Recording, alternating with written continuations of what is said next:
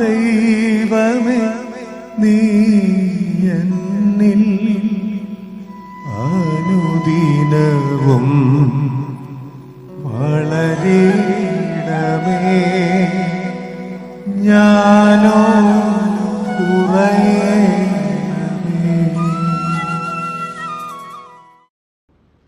വിശുദ്ധ മത്തായി സുവിശേഷം അധ്യായം 5. അക്കാലത്ത് യേശു തൻ്റെ ശിഷ്യന്മാരോട് അരുൾ ചെയ്തു, നിയമത്തെയോ പ്രവാചകന്മാരെയോ അസാധുവാക്കുവാനാണ് ഞാൻ വന്നതെന്ന് നിങ്ങൾ വിചാരിക്കരുത്. അസാധുവാക്കുവാനല്ല, പൂർത്തിയാക്കുവാനാണ് ഞാൻ വന്നത്. ആകാശവും ഭൂമിയും കടന്നു പോകുന്നത് വരെ സമസ്തവും നിറവേറുവോളം നിയമത്തിൽ നിന്ന് വള്ളിയോ പുള്ളിയോ മാറുകയില്ല എന്ന് സത്യമായി ഞാൻ നിങ്ങളോട് പറയുന്നു. ഈ പ്രമാണങ്ങളിൽ ഏറ്റവും നിസ്സാരമായ ഒന്ന് ലംഘിക്കുകയോ ലംഘിക്കുവാൻ മറ്റുള്ളവരെ പഠിപ്പിക്കുകയോ ചെയ്യുന്നവൻ സ്വർഗരാജ്യത്തിൽ ചെറിയവൻ എന്ന് വിളിക്കപ്പെടും. ഈശോയിൽ ഏറ്റവും സ്നേഹമുള്ള പ്രിയ ദൈവമക്കളെ, ഈ വിശുദ്ധ പ്രഭാതത്തിൽ നാം ദൈവതിരുസന്നിധിയിൽ പ്രാർത്ഥനാപൂർവമായിരിക്കുമ്പോൾ ദൈവപ്രമാണത്തിന്റെ ആത്മീയത ധ്യാനിക്കാം. ഇന്നത്തെ സുവിശേഷത്തിലൂടെ യേശു അസന്നിഗ്ധമായി നമ്മെ പഠിപ്പിക്കുന്ന ആത്മീയ പാഠമെന്തെന്നോ, ആകാശവും ഭൂമിയും കടന്നുപോയാലും കടന്നു പോകാത്ത ദൈവത്തിൻ്റെ പദ്ധതിയെക്കുറിച്ചുള്ള വിവരണമാണ്. നിയമത്തിൽ നിന്ന് വള്ളിയോ പുള്ളിയോ മാറ്റപ്പെടരുത് എന്ന് ക്രിസ്തു ആഗ്രഹിക്കുന്നു. കാരണം ഭൂമി ഉള്ളിടത്തോളം കാലം ജീവിക്കുവാൻ വേണ്ടിയാണ് എല്ലാ നിയമങ്ങളും കൽപ്പനകളും നൽകപ്പെട്ടിരിക്കുന്നത്. അത് പാലിക്കപ്പെടുക തന്നെ വേണം. ആകാശവും ഭൂമിയും കടന്നു പോവുക അത്ര നിസ്സാരമല്ല. എന്നാൽ അങ്ങനെ സംഭവിച്ചാൽ പോലും ദൈവത്തിന്റെ പരിശുദ്ധമായ വചനം, അവന്റെ കൽപ്പനകൾ കടന്നു പോകില്ല എന്ന് ക്രിസ്തു ഉറപ്പ് നൽകുന്നു. കൽപ്പനകൾ പാലിക്കപ്പെടേണ്ടതാണ്. അത് വിശ്വസിക്കപ്പെടേണ്ടതും അനുസരിക്കപ്പെടേണ്ടതും ജീവിക്കപ്പെടേണ്ടതുമാണ്. കൽപ്പനയിൽ നിന്ന് നാം വ്യതിചലിക്കുകയും ദൈവപ്രമാണങ്ങൾക്ക് വിരുദ്ധമായി ജീവിക്കുകയും ചെയ്യുമ്പോഴാണ് നമ്മുടെയൊക്കെ ജീവിതങ്ങൾ പ്രതിസന്ധിയിലാവുക. കാരണം ദൈവത്തിന്റെ മനസ്സാണ് ഓരോ പ്രമാണത്തിലൂടെയും നൽകപ്പെട്ടിരിക്കുന്നത്. കൽപ്പനകൾ ലംഘിക്കുമ്പോൾ നാം ദൈവത്തിന്റെ മനസ്സിൽ നിന്ന് വ്യതിചലിക്കുകയും നമ്മൾ പാപത്തിന്റെ തിന്മയുടെ കൂമ്പാരത്തിൽ വീണുപോവുകയും ചെയ്യുന്നു.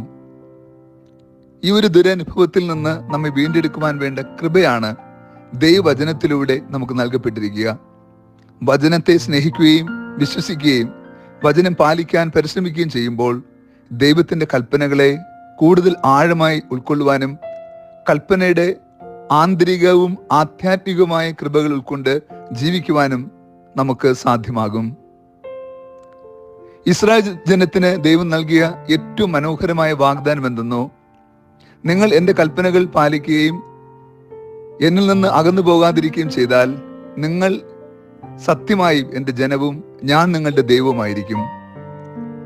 ദൈവത്തിന്റെ കൽപ്പനകൾ വിശ്വസ്തയോടുകൂടി പാലിച്ചാൽ 1000 തലമുറകൾ വരെ ഞാൻ അനുഗ്രഹിക്കുമെന്ന് ദൈവമായ കർത്താവ് ഉറപ്പ് നൽകിയിട്ടുണ്ട്. ഈ ഉറപ്പാണ് കൽപ്പനകളോടുള്ള ആദരവും സ്നേഹവും ബഹുമാനവും ഒപ്പം കൽപ്പനാനുസൃതമായി ജീവിക്കുവാനുള്ള മനസ്സും നമുക്ക് നൽകേണ്ടത്. ഇത് ഈ കാലഘട്ടത്തിന് വേണ്ടിയും ഈ തലമുറയ്ക്കും വേണ്ടി മാത്രമുള്ളതല്ല. ഇത് 1000 തലമുറകൾക്ക് അപ്പുറം നൽകപ്പെട്ടിരിക്കുന്നു. അത്രമാത്രം ശ്രേഷ്ഠവും പരിപാവനവുമാണ് ദൈവത്തിന്റെ കൽപ്പനകൾ. അത് നമ്മൾ നിസ്സാരമായി കരുതുകയോ വില കുറച്ച് കാണിക്കുകയോ ചെയ്താൽ ദൈവത്തിരുമുമ്പിൽ നമ്മൾ വില കുറഞ്ഞവരായി പോകും. ഇന്നത്തെ സുവിശേഷം അവസാനിപ്പിക്കുന്നതിന് മുമ്പ് പറയുന്ന ഒരു വാക്ക് പ്രകാരമാണ്, ഈ പ്രമാണങ്ങളിൽ ഏറ്റവും നിസ്സാരമായ ഒന്ന് ലംഘിക്കുകയോ ലംഘിക്കുവാൻ മറ്റുള്ളവരെ പഠിപ്പിക്കുകയോ ചെയ്യുന്നവൻ സ്വർഗരാജ്യത്തിൽ ചെറിയവൻ എന്ന് വിളിക്കപ്പെടും എന്നാണ്. നമ്മൾ ആരും സ്വർഗരാജ്യത്തിൽ ചെറിയവരായി പോകേണ്ടവരല്ല.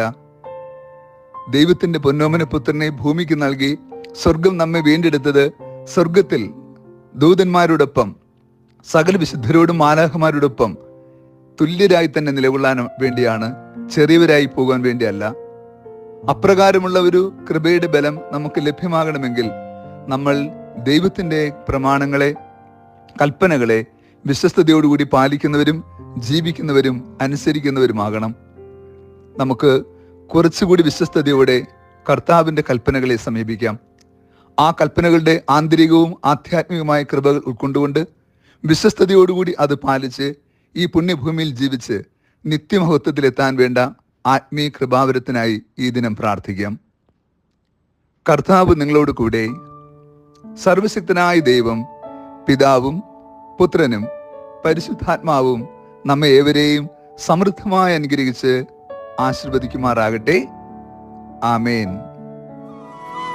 സ്നേഹവാൻ ദൈവമേ, നീ എന്നിൽ അനുദിനവും വളരണമേ. ഞാനോ